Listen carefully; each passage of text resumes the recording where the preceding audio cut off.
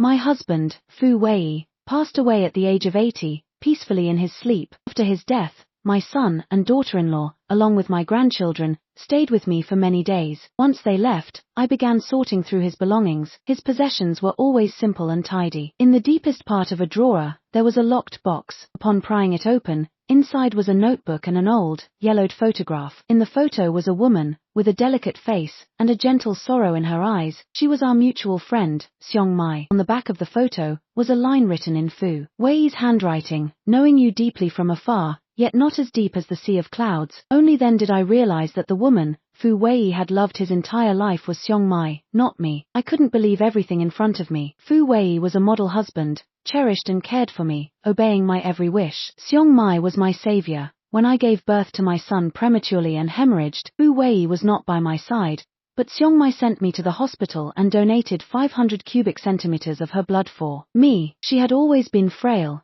coming from a poor family, and after the blood transfusion, she was often bedridden, passing away in her 50s, never having married. Two people who were so good to me had always hidden their love affair from me. Fu Wei and I had grown up together, childhood sweethearts. Our families were of similar background, and our parents were friends. Fu Wei was intelligent and handsome, I was graceful and beautiful. From a young age, there was an understanding between our families that we would become one. From kindergarten to high school, Fu Wei and I attended the same schools. We both excelled in academics, destined for top colleges. In our senior year, a beautiful and delicate girl from a poor family transferred into our class, and that was Xiong Mai. Without parents, she lived with her aunt but excelled in studies, receiving a national scholarship. When she arrived, our homeroom teacher was delighted and paired her with us, forming a study group, occasionally giving us extra lessons. It was then that Xiong Mai entered Fu Wei's and my little world. In my memory, Xiong Mai was frail and sickly, with eyes always carrying a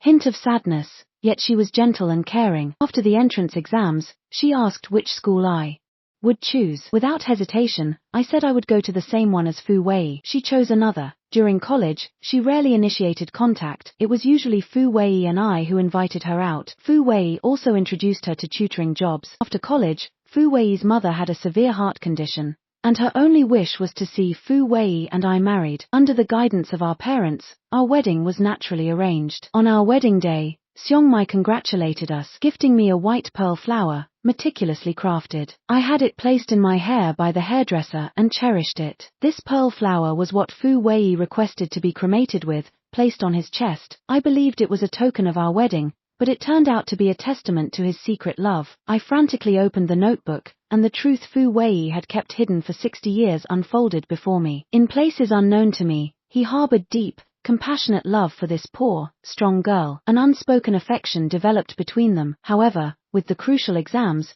it wasn't the time for romance. He planned to confess his feelings after graduation. Unexpectedly, Xiong Mai decisively rejected him and attended another college, growing distant. When he couldn't meet her alone, he would bring me along to visit her, easing his longing. Before graduating, he confessed his feelings for Xiong Mai to his mother who, enraged, became ill and demanded he end ties with Xiong Mai and marry me. His mother's heart condition was severe, and he dared not defy her. Xiong Mai also refused to be with him, leaving him without courage to resist, ultimately choosing to marry me. After marriage, he devoted himself to being a good husband and father, burying his love for Xiong Mai deep in his heart. Even as she remained single, they maintained boundaries, never crossing the line. Xiong Mai's early death left him heartbroken, yet he consoled me in the loss of a dear friend. He vowed in his notebook to treat me well all his life until his death, and he kept his promise. Tears flowed uncontrollably from my eyes. For Fu Wei, for Xiong Mai, and for myself, I hated them, wondering why they couldn't be more courageous and pursue true love. Why, under the guise of care, was I kept in the dark? For a lifetime, their so-called noble sacrifice denying me the chance. For my own true love, as far as I knew, my mother-in-law, Fu Wei's mother, never had any heart disease. The old lady lived to be 87. I hated myself for being so blind, while their love persisted quietly. People say there are only love and sneezes in this world that can't be concealed, but I didn't discover Fu Wei's love for Xiong Mai for 60 years. That I cried until I was tired and thought myself into exhaustion, holding a photo as I fell into a deep sleep on the recliner. One thought lingered in my mind: if I had another chance, I'd definitely return Fu Wei to Xiong Mai. I want, from body to soul, a lover who belongs solely to me, When I awoke, I found myself in a different time and space. In a dimly lit KTV room, I opened my bewildered eyes to see the young Fu Wei and Xiong Mai singing together earnestly. Two questions surged in my mind. Was I dreaming, or had I been reborn? Their every smile and gesture were filled with affection. How did I not notice it back then? Fu Wei saw me awaken, put down the microphone, came over, and flicked my forehead. You lazy girl, weren't you the one who suggested we celebrate our trio's triumphant success in the college entrance exams? How could you fall asleep? Xiong Mai peeked from behind him, looking at me, and smiled gently with pursed lips. I was back to the time after the entrance exams had ended. I remembered when the scores came out. Xiong Mai scored 701, I scored 697, and Fu Wei 695. The top two institutions eagerly called us for enrollment. Fu Wei's family and mine were overjoyed, giving us plenty of allowance. So,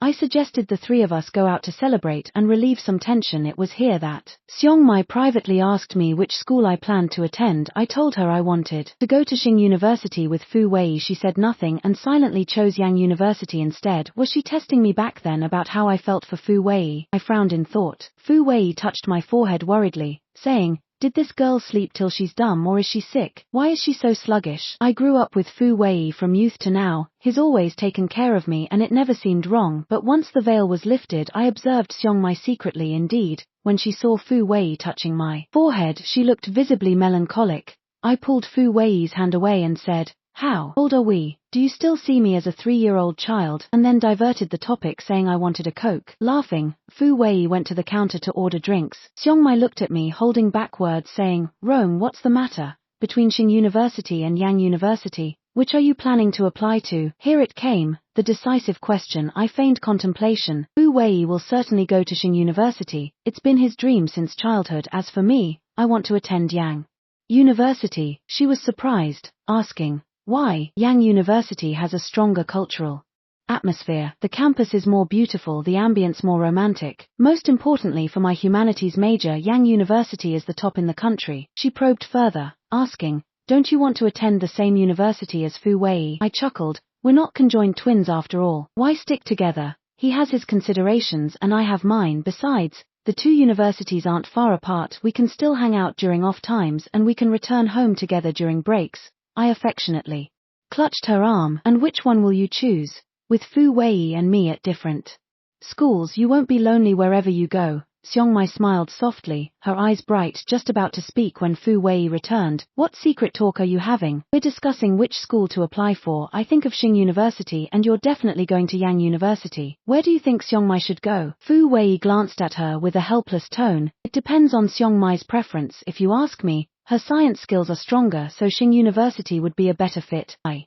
exaggeratedly hugged them both together, saying, "I'll come to Xing University to visit you guys. You both get along well, don't quarrel, okay?" Upon returning home, I pondered over and over, still feeling a bit odd. Even if Xiong Mai is sensitive, gentle, and kind, and not our girlfriend, why would she give up their budding affection just because I wanted to attend the same school as Fu Wei? In Fu Wei's diary, he mentioned that during those days of university applications, Xiong Mai rejected his confession and instead signed up for Yang University, after which she distanced herself from us. During those days, something must have happened to Xiong Mai that neither Fu Wei nor I were aware of. I remembered her critical aunt and alcoholic uncle. The more I thought about it, the more uneasy I felt. Could those two have harmed Xiong Mai? I wanted to talk with Xiong Mai to draw out more information. The sky wasn't too late. After telling my parents, I headed to her aunt's house. Xiong Mai's aunt was a nurse and occasionally had night shifts. From outside, I only saw the faint light in her small room. I came to the door, knocked on it, but to my surprise,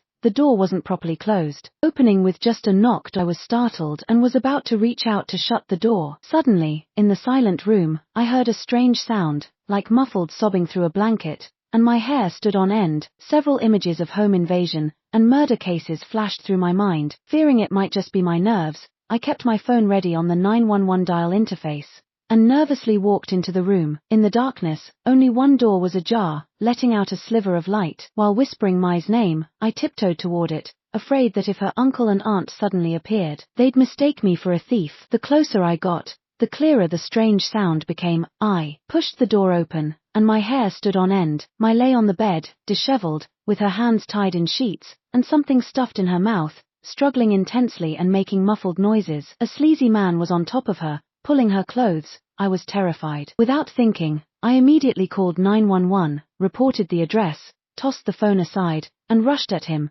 grabbing a thick book to hit him on the head. "Let her go, you bastard!"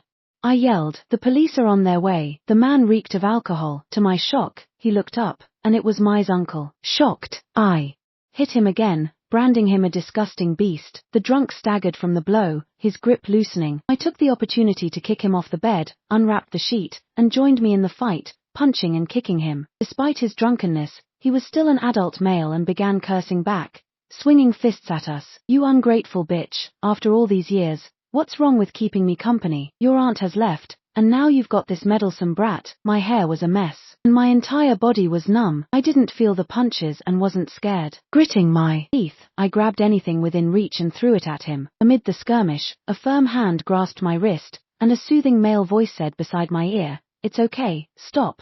The police are here." Dazed, I looked up to see my crying uncontrollably. Turning my head, I saw a remarkably handsome officer in uniform, kindly smiling as he knelt beside me. I felt weak and collapsed in his arms. Mai's uncle was apprehended by the officer and taken to the police station, with Mai and I following to provide statements. In the police car, we checked each other for injuries. Mai still bore the red mark from the tape covering her mouth, her body marked by his grips. My eye was swollen, though I didn't recall when it got punched. We eventually cried uncontrollably in each other's embrace. I think I understood Mai's secret. The past life she ended things with Fu Wei was because that night, her beastly uncle violated her, leaving her self-loathing, and cutting off ties with Fu Wei. She remained isolated until her death, too ashamed to ever love again. Tears streamed unchecked down my face. Mai's life was unbearably harsh, void of family and love, with fate relentlessly cruel. She yearned for family and love, living difficultly yet always guarding her friendship with Fu Wei, never betraying me. The night I nearly died from hemorrhage, with Fu Wei away on business in Northern Europe,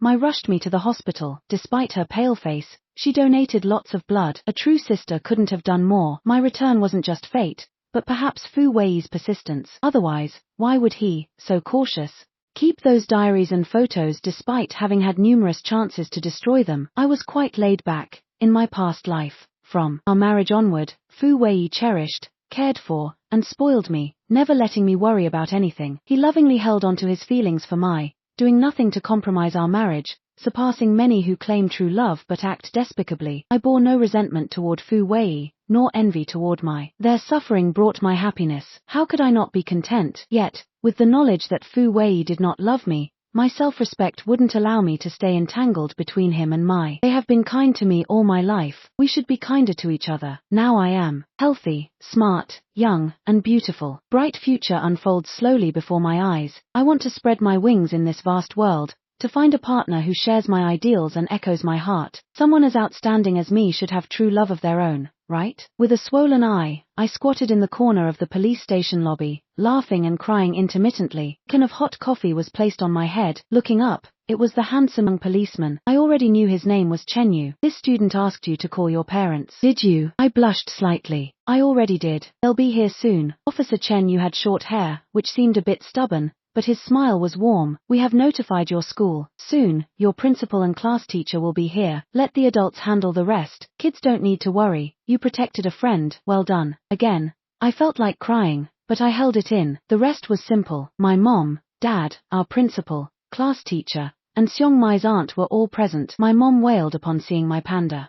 My dad's eyes reddened with anger, and he kept patting my head, making several strands of hair fall off. The principal negotiated with the officer. The class teacher hugged Seong Mai in tears. Her aunt caused a big scene, claiming she didn't know because of her night shifts, blaming Seong Mai for seducing her uncle-in-law. Officer Chen Yu scolded her severely, making her shut up. Then came the investigation. Seong Mai and I gave statements, and evidence was gathered. The police let us go home first, saying they would open a case for further investigation. The animal-like uncle-in-law was eventually sentenced to 7 years, and the despicable aunt lost her job. She was too ashamed to stay, and disappeared to work in some city, but that's another story. I brought Seong Mai home. Fu Wei only learned about our dangerous experience the next day, utterly shocked, filled with pain and regret. She blamed me for not calling her along, then blamed herself for being so careless. I smiled, which made my face hurt. It's okay. Even if you went, you'd have been beaten too. It was young Officer Chen who saved us. Seong Mai also laughed, saying, Rong saved me. Rong is my angel. I'll treat her well for life. Fu Wei seemed eager to hug her, but was too shy. His face flushed red. I laughed and reached out, pulling them both into my embrace. I noticed Fu Wei naturally resting his hand on Xiong Mai's shoulder. You two are my angels too. We should be good to each other for life. Xiong Mai lost her source of income, so Fu Wei and I worked side jobs with her, giving her all the money earned. But that was not a long-term plan, especially since she also had tuition fees to cover. Fortunately, our school had partnerships with local top enterprises. With her excellent grades, Xiong Mai got admitted to one of the nation's best schools. The enterprise agreed to sponsor her living and study expenses for 4 years. As the new semester began, the three of us officially became university students. Returning to college felt overwhelmingly delightful after first losing the chance. In my past life, I was preoccupied with following Fu Wei, never truly enjoying the vibrant college life. This lifetime, I studied, competed, joined various clubs, made diverse friends, and reveled in the bustling campus life. Xiong Mai was busy too, working to earn money. She and Fu Wei were in the same school but different majors, still staying top of the class. Additionally, she found a tutoring job during her free time, earning a substantial income. In contrast, Fu Wei led a more leisurely life. He joined the basketball club, played frequently, and with his good looks, tall stature, and excellent playing skills, he quickly became a minor celebrity. One day, while I was eating, Fu Wei called to say his mom sent some local specialties, so he brought them over for me. When I went downstairs, I saw him waiting in front of the building. He looked so handsome and youthful, momentarily overlapping with the image of Fu Wei from my past life. Back then, he often waited for me at the dorm building entrance. We often invited Xiong Mai for big meals, walks in the park, and visiting libraries. Back then, I was a fool blinded by love and friendship. But wasn't it said, the conscious are suffering, but happy fools lead joyous lives? Faint bitterness slipped through my heart. Seeing me standing still, Fu Wei walked over with a big bag. By Rome, my mom sent a lot of goodies. I brought them over, killing me from exhaustion. I was stunned by the seemingly 20-kilogram bag, full of snacks. This much? Just the shipping cost must be a lot. Exactly. My mom said they're all for you. She left me just a little bit. He gestured a tiny amount, half genuinely and half playfully jealous. My mom loves you so much, emphatically telling me not to keep them for myself, and to bring them to you. I still have to take a picture and send it to her for verification. I laughed, turned back, and called my aunt to thank her. Auntie is much more attentive than my mom. My mom didn't even send a hair. What did Auntie send to Xiong Mai? Oh, nothing. It's all yours this time. Maybe next time for her, Fu Wei said casually. I sneaked a glance. Xiong Mai's face was flushed, like a rose adorned with snow, eyes sparkling beautifully. After the game, Fu Wei's team won. The group noisily headed to a buffet. Fu Wei paid for me and Xiong Mai, and eagerly went to get the dishes. The manager girl, Xu Lu, was a sophomore senior who had been watching us. As soon as Fu Wei left, she cheerfully approached. You're good friends of Fu Wei. He never mentions you. Knowing she was picking a fight, I smiled. We've known each other since childhood. Too familiar to mention, but Fu Wei did talk about a big sis on the team, who's particularly caring. Must be you, big sis. Xu Lu's smile vanished. Curtly, I'm not that much older than you guys, just call me Xu Lu. On seeing Xu Lu upset, a few protective knights quickly gathered. She seems quite popular on the team. Knight A, Lulu looks like a high schooler, way too tender. Walking out with our team someone, they're practically a mother-daughter look-alike. Knight B, indeed, our Lulu is a youthful beauty, as vibrant as the morning sun, not comparable to those skinny ones who look like they'd blow away. I glanced at myself, then Xiong Mai, figuring this jab was aimed at Xiong Mai. So I replied, I think it's not about being fat or thin, but being healthy. Skinny, fair faces are quite healthy. Some are fat, causing blood stagnation, unable to rid of toxins, resulting in acne, ugly as hell. Knight B's acne-ridden face turned red. Xiong Mai ignored the undercurrents, picked some food for me. Eat up, stop chattering. Xu Lu scoffed. Some people, like white lotuses, say nothing and just have sharp-tongued fools fighting their battles, playing the lady. Played so well, no wonder some blind fools fancy them. The air was thick with jealousy. Xiong Mai smiled, put down her chopsticks, seriously looked at her, and calmly said, unstained from mud, cleansed but not demonic, there's nothing wrong with being a white lotus. As long as you're upright and kind, I'm sure you'll have very good friends too. Best of luck. Xu Lu was so angry she glared at me. What do you mean? Are you calling me unkind? Are you mocking me for having no good friends? I've disliked you for a long time. A poor kid with no parents, living off a scholarship, flitting around like a saint. cozying up to Fu Wei, following you around like a lapdog every day. I picked up a drink and splashed it on her face. Lapdog for Fu Wei, you're the one who is, I retorted. Shu Lu was momentarily stunned, but then shrieked and lunged at me, only to be held back by our teammates. Everyone started criticizing both me and Xiong Mai. The guys around weren't too bad, they didn't retaliate against me, just held me back and demanded I apologize to Shu Lu. Fu Wei arrived late, urgently pushing through the crowd, grabbed Xiong Mai, and asked her what happened. Xiong Mai had tears in her eyes, shook her head, and gently pushed Fu Wei's hand away. I felt a deep heartache. It was only then I learned about Xiong Mai's background, her beauty and low-profile, introverted nature, bringing her much criticism, particularly after Fu Wei gained popularity. His fangirls couldn't stand Xiong Mai. Scenarios like today were likely a frequent ordeal for her. Fu Wei shielded us as we fled the chaos,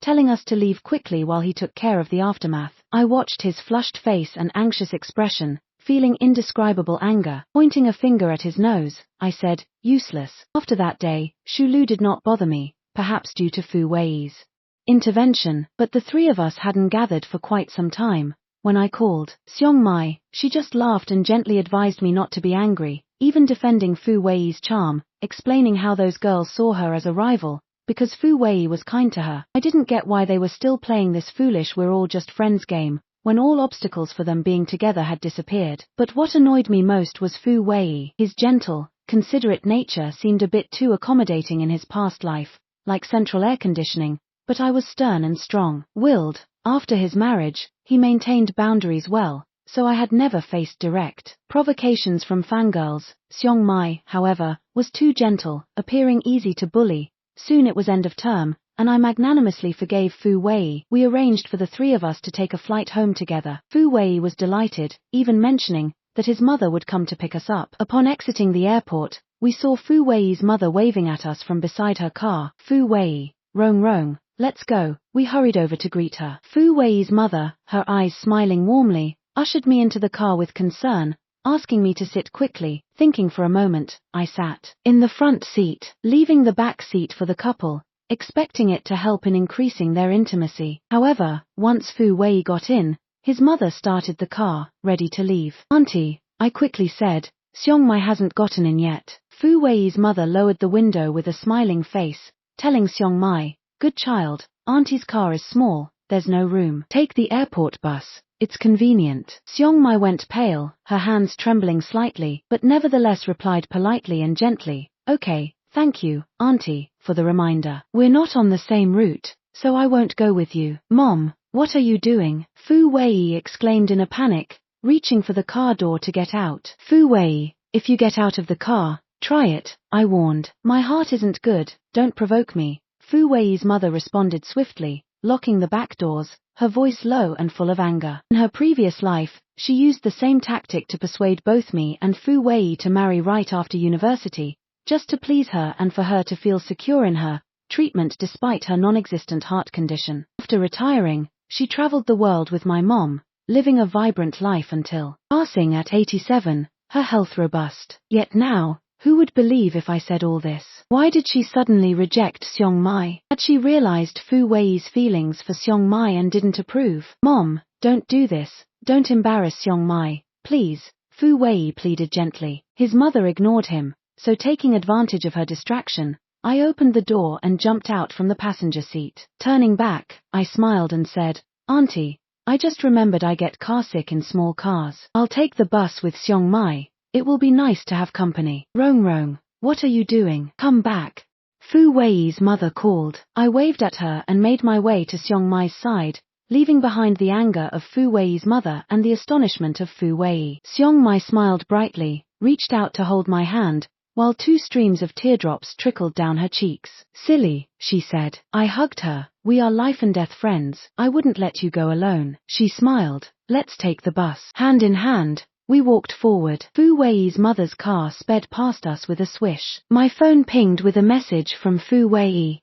He said, Rong, thank you. I went back, and with nowhere for Xiong Mai to go, she followed me home. Unlike Fu Wei's mom, my mom treated her very well, preparing a table full of delicious dishes to reward us. She told Xiong Mai to feel at home and not to be polite. Once we were full and satisfied, we returned to the room, closed the door, and I began the interrogation. So, what's the deal with you and Fu Wei? I asked. Xiongmai thought for a moment and whispered, he confessed his feelings to me, but I didn't agree. There's too much of a gap between us. In fact, before college, his mother talked to me once. She was straightforward, saying she liked me and hoped I would be her daughter-in-law. I know my place, but you and Fu Wei don't seem to have deeper feelings for each other. I was greedy once and pretended not to know anything, continuing to hang out with both of you. Shi Lu's incident made me realize that in the eyes of others, Fu Wei and I are worlds apart, and being with him would only lower his level. Fu Wei paid a sum of money to Shi Lu, and when his mother found out it was because of me, she talked to me again. She said she had a serious heart condition and if I insisted on being with Fu Wei, I would become the one responsible for her death. She looked at me with tears in her eyes, and I decided to let it go. I was at a loss for words. Since my rebirth, I've tried so hard to avoid this, yet I've uncontrollably become a stumbling block on the path of Fu Wei and Xiongmai's relationship. I have no romantic feelings for Fu Wei beyond friendship. Can't you and Fu Wei try a little harder, at least not to regret this life? She shook her head. If I really caused an attack on Auntie, should anything happen, it wouldn't just be Fu Wei. I couldn't forgive myself either. I couldn't help but curse the heavens at this melodramatic plot. I gently hinted. Today, Auntie's complexion looked rosy and full of energy. She even rolled her eyes quite vigorously, not looking like someone with a heart condition. She shook her head again. Who would joke about their health? Better safe than sorry. Don't try to persuade me. Even if I wanted to, Fu Wei would back down. That summer, Xiongmai and I worked part-time at a cafe. Fu Wei occasionally came by and spent afternoons, without classes, sitting across from Xiongmai in long silences, which I found frustrating. Clearly, these two loved each other, yet they were scared of the consequences. In the past life, they hesitated and regretted a lifetime, and now it seemed to be happening again. Sometimes I wonder why I bother trying to match them. Without Xiongmai, Fu Wei and I would still be fine, living happily until 80. Without me, perhaps he could grow old with someone else, in harmony. Without Fu Wei, Xiongmai might be lonelier and die earlier, but she would suffer less injustice, and wouldn't have to donate blood to me. Perhaps not dying early either. It's understandable that Fu Wei's mom wouldn't accept an orphaned girl as her daughter-in-law. After all, which mother doesn't want her child's path to be smoother? In the end, am I the only one with such an obsession? Forget it. If I worry any longer, my hard-earned youth would age in vain. Time glides smoothly like water, and before I knew it, 4 years passed. Fu Wei, Xiongmai, and I all graduated. Fu Wei stayed on to pursue a master's degree. I joined a high-paying but exhausting big corporation, and Xiongmai chose to return to her hometown as part of a government talent introduction plan. Joining the company that had funded her education as a research engineer, everyone made their own choices. Before the start of that first-year summer, Fu Wei and Xiongmai had one final conversation about their relationship. Fu Wei said, I know my mother is pretending to be sick, but if she's willing to fake illness to stop us from being together, I have no confidence that I can mend your relationship with her. I'm afraid we'll end up with only fragments and nothing beautiful left. Xiongmai replied, let's just be friends. Being your friend is much happier than being your girlfriend. They smiled at each other, leaving me speechless. Were they trying to return to their original selves? They quickly reverted to their past mode of interaction, joyful and without barriers. Only I knew they never fell in love with anyone else. Fu Wei learned to smoke, one after another, consuming a pack and a half a day. Xiongmai immersed herself even more in her studies, becoming more frugal, often seen with no makeup, and rotating between a few outfits, while spending long hours in the self-study room and library. Nothing seemed to have changed, yet everyone was silently transforming the past. Life increasingly seems like a distant, faded dream to me, with the emotions of the past unable to easily sway me. In my past life, I was naive and happy. In the present, I am fulfilled and joyful. Let's go with the flow, I think. Whether it's Fu Wei, Xiongmai, or myself, even destiny's great compass cannot be reversed. I have not failed to live up to my promise, nor has my. Perhaps they were destined never to be together. No matter who I am with, my own feelings are most important. My mom video called me. You and Fu Wei have always been close since childhood. Now you're both staying in new town, he's in graduate school, and you're working. How well match. I think you two should just get together. I resolutely refused. Mom, what are you talking about? Fu Wei and I are as familiar as my left hand is with my right. Siblings can't commit incest. Besides, He's just a poor student who can't earn much. Do you want him to live off of us? My mom was extremely embarrassed. You brat, what are you saying? Fu Wei's mom's bluish face appeared over my mom's shoulder in the video. Oh dear. The image of the demure lady that auntie held of me must be shattered. Later, mom mentioned Xiong Mai, grateful for the care and attention Fu Wei's mother and my mother had shown her during school. She often brought gifts and visited with concern, maintaining her gentle and simple demeanor despite Fu Wei's mother being lukewarm towards her. Now she is a technical backbone in her company, with all her needs provided by the factory. She enjoys a city expert allowance, is frugal, and honestly, she's a silent little rich lady. She frequently meets with and is praised by leaders, a regular feature on our hometown's TV news. Seeing her success, Fu Wei's mom somewhat regrets her short-sightedness, but there's no remedy for regret. The broken relationship remains severed. Fu Wei has stayed single all these years, and his mom doesn't dare urge him. My mom turned her focus to me, questioning why I wasn't in a relationship since, unlike Fu Wei, I wasn't forcefully separated by my parents. No luck, no time, no mood, no energy. I idly replied.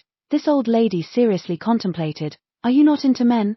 Let me tell you, liking women is no big deal, but don't find someone from Newtown. Their lifestyle is too different from ours, making it hard to get along. I think you should just be with Xiong Mai, Mom. I shrieked. You're too forward. Does Dad know about your progressive ideas? She snorted dismissively. What does he know about true love? For Fu Wei's dad's 60th birthday, both Fu Wei and I returned for the feast. The Fu family's relatives and friends filled 4 or 5 tables. We two unmarried, mature youths were the most awkward there. People sporadically urged us to marry, or mocked us, or benevolently tried to matchmake us. In this chaos, Xiong Mai gracefully appeared. She wore a sky blue top and a white skirt, her long hair draping over her shoulders, her rosy cheeks and bright red lips full of vitality. As soon as she appeared, I could feel Fu Wei's fiery gaze beside me. He jumped up and rushed to her. I also missed Xiong Mai, but it seemed wise to wait until they finished catching up.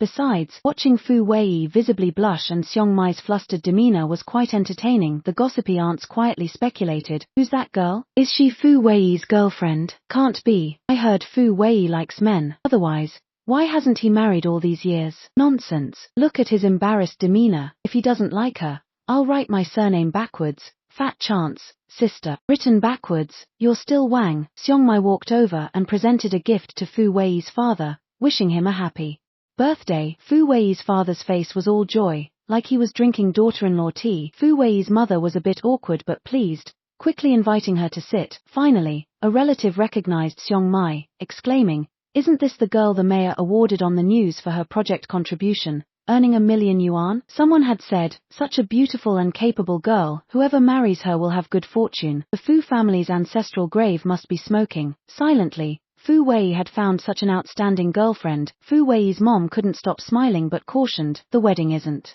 planned yet, don't scare the girl away. Moreover, this warm-hearted child donated the 1 million to create a fund supporting impoverished students' university endeavors. I marveled at Xiong Mai, who gave me a playful wink, having matured and grown strong unbeknownst to me. It turned out she never gave up on her feelings for Fu Wei. Instead of confronting his mom head-on with inevitable mutual harm, she brought about a subtle change, allowing Fu Wei's mother to witness her excellence and sincerity firsthand, touching her biased heart a far more dignified way than a family feud of scandal and chaos could ever portray. I speechlessly gave her a thumbs up. After the banquet, everyone noisily arranged for photographs. Xiong Mai was pulled beside Fu Wei. Just as they got into position, suddenly a thin waiter shouted, "Go to hell," and rammed into Xiong Mai's arms. The crowd was horrified, scrambling to pull them apart, only to see a gleaming sharp knife lodged in Xiong Mai's lower abdomen. Crimson blood started to spread. My mind went blank with a loud bang. Everything around me seemed to move back and forth in slow motion. I don't know how long it took before I heard myself scream for help. Someone came to pull me away, and I realized I had been holding Xiong Mai's hand the whole time. At that moment, she was covered in blood from the waist down, her face pale, already unconscious. I looked at her and suddenly, inappropriately remembered when I had a hemorrhage in my past life, wondering if she ever looked at me like this. Terrified, helpless, heartbroken. Xiong Mai, don't die, I thought. Fu Wei maintained his kneeling position on the ground, tightly holding Xiong Mai in his arms, one hand cradling her head, and the other trying to press on the gushing wound. Someone had already called 110 and 120. The police and emergency personnel arrived at the scene almost simultaneously. Xiongmai was immediately sent to the hospital for emergency treatment. Fu Wei went with the ambulance. I stood there blankly, wanting to follow but not daring to. The perpetrator was arrested on the spot. It turned out to be Xiongmai's aunt. Years ago, her beastly husband attempted to rape Xiongmai, resulting in a 7-year prison sentence. She couldn't bear the shame and left her hometown, only to wander to the south but failed there as well, secretly returning to Xincheng. After returning, she became a waitress to make ends meet. Years of toil had aged her significantly, and she no longer worried about being recognized by acquaintances. Unexpectedly, Fu Wei's father chose the restaurant where she worked to host a birthday banquet, and even more unexpectedly, Xiongmai was among the guests of honor, looking successful in both career and love. In contrast, seeing herself impoverished and lonely, this woman was driven mad by resentment, took a kitchen knife, and stabbed Xiongmai. At that moment, she was still struggling with resentment despite being held by the police. I rushed over and slapped her hard. You beast. What did Xiongmai ever do to you? Why do you keep harming her? She shrieked. I gave her life. Without me, she would have starved to death long ago. This ungrateful little bitch ruined my family. Why should she live gloriously? I want her dead. I trembled with rage. If you and your bastard husband hadn't harmed her, you could have basked in her favor long ago. She would earn money for you to spend, buy a house for you to live in, and take care of you in your old age. You deserve this. You brought it upon yourself. Xiongmai won't die, but you can reunite with your dear husband in prison. She was stunned. Would she really buy a house and take care of me in my old age? I sneered. Only in your dreams. A melodious male voice came from behind me. Officer, can we take the suspect away now? All right, take her away, came a familiar voice. I turned to see a pair of plainclothes officers leading the woman away. There was no time to dwell on inexplicable emotions. My dad drove me and my mom straight to the hospital. Friends and relatives had gradually returned home. Outside the operating room were only the exhausted Fu Wei, his silent father, and his softly weeping mother. I walked to Fu Wei's side, patted his shoulder, and tried to calmly reassure him. She will be all right. Stay strong. Fu Wei looked at me, his eyes instantly reddening. Suddenly, the door to the operating room opened, and a nurse urgently asked, who here has type A blood? Our blood bank reserves are insufficient. We need type A blood donors immediately. I'm type A. I realized at that moment, piercing through my thoughts like an arrow, that the purpose of being sent back, be it fate or Fu Wei's obsession, was not for love, for Xiongmai's life. If I could save her once, I could save her again. I promptly raised my hand, shouting, I'm type A, and rushed forward. The nurse led me in and asked if I could withstand donating 400 cc. I said, make it 500 cc. No problem. 6 months later, Fu Wei and Xiongmai held a wedding, and I was the only bridesmaid. Fu Wei found 7 handsome college friends to be groomsmen. Our big dance at the wedding was a social dance performance of Snow White and the 7 Dwarfs, utterly embarrassing me. After the wedding banquet, I intercepted the bride and groom,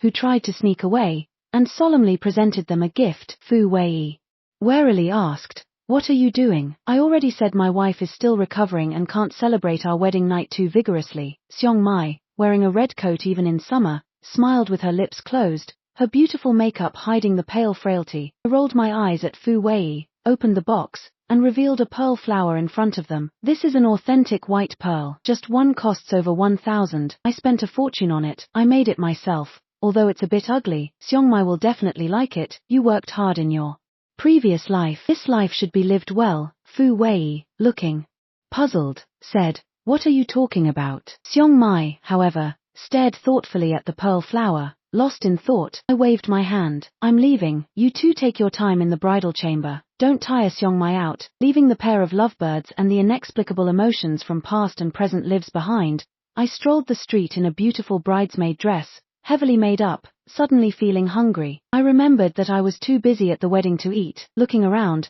I noticed an egg pancake stall on the corner and decided to get an egg pancake. The vendor was a tall man with broad shoulders and a slim waist, wearing a mask, a white shirt, and an apron, impeccably clean without a trace of grease. I immediately took a liking to this clean vendor, definitely not because of his good physique. Hey handsome, I'd like an egg pancake. 2 eggs, double-sided chives with sausage, crispy chicken cutlet, extra sweet and sour sauce. The young man visibly panicked, agreeing as he clumsily started making the pancake. I watched him silently as he ruined 3 pancakes in a row and suddenly had an epiphany. Quietly asked, Are you undercover? He looked up at me, and with just one look, his deeply handsome eyes dredged up memories buried deep in my mind. I was dumbfounded. Officer Chen? He slightly squinted his eyes and smiled. I'm a captain now. My long dormant heart skipped a beat, then started pounding wildly, making my face flush and filled with restlessness. It's so hot in summer. The egg pancake is delicious. Officer Chen is very handsome, and